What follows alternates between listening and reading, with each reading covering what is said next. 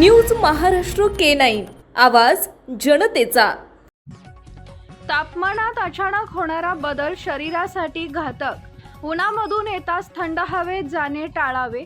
उच्च तापमानामुळे भुसावळ कर हैराण।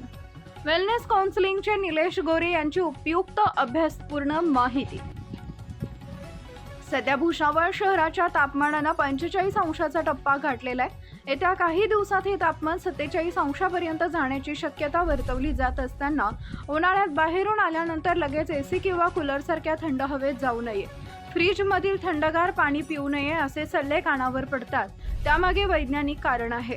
कारण तप्त उन्हातून अचानक थंड वातावरणात गेल्यावर तापमानात टोकाचा बदल होऊन शरीराला शॉक बसू शकतो, त्याला थर्मल शॉक असं म्हणतात। यामुळे रक्तवाहिन्या अचानक आकुंचन पावणे किंवा त्या विस्तारतात। शरीराच्या बदललेल्या वातावरणासोबत जोडून घेण्याचा ताण शरीर सहन करू शकत नाही, यामुळे प्रकृती बिघडते।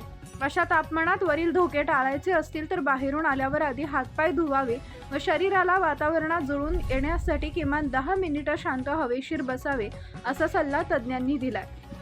वातावरणातील कोरड्या हवेमुळे शरीरातील पाणी घामावाटे निघते, म्हणून धोका जास्त होऊ शकतो। भुसावळचा कोरड्या हवेत घामावाटे पाणी निघून गेल्याचं समजतही नाही, त्यामुळे सायलेंट डिहायड्रेशनचा धोका वाढतो।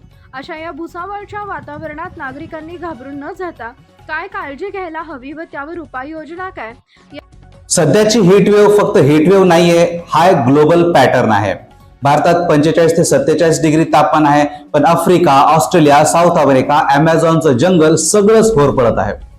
पहिली गोष्ट, उष्णता का वाढते तर कारण आहे क्लायमेट चेंज म्हणजेच दीर्घकालीन बदल। दुसरा आहे एल निनो, जो सध्या पॅसिफिक समुद्रात ऍक्टिव्ह आहे, जो तापमान वाढीला मदत करतोय। आणि तिसरं म्हणजे अर्बन हीट म्हणजेच वाढलेलं कॉन्क्रीटचं जंगल, कमी झालेलं झाडं आणि वाढलेलं प्रदूषण। दुसरी गोष्ट आहे उष्णतेपेक्षा धोकादायक आहे भीती।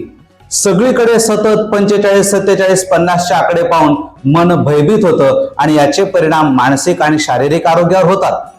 तापमानाचे आकडे पाहून घाबरू नका, कारण ते स्थिर कधीच नसतात।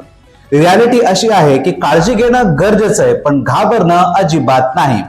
फिअर हा प्रॉब्लेम सोडवत नाही, तो फक्त स्ट्रेस आणि भीती वाढवतो। तिसरी आणि महत्वाची गोष्ट काय, आपण काय करू शकतो? अत्यंत सोपं आहे, पण कन्सिस्टंट राहिलं पाहिजे। जास्त पाणी पिणे, शरीराला थंडावा मिळेल याची काळजी घेणे, दुपारी गरज असेल तरच बाहेर पडणे, अन्यथा टाळा आणि सर्वत्र भरपूर भरपूर भरपूर झाडं लावा। निसर्गाची उष्णता आपल्याला घाम आणते, पण मनाची भीती आपल्याला कमकुवत बनवते। म्हणून परिस्थितीवर नाही, आपल्या मनस्थितीवर नियंत्रण ठेवा। महाराष्ट्रातील महत्त्वाच्या आणि ताज्या बातम्या पाहण्यासाठी आमच्या न्यूज महाराष्ट्र K9 चॅनलला YouTube वर सबस्क्राईब करा आणि बेल आयकॉन प्रेस करा।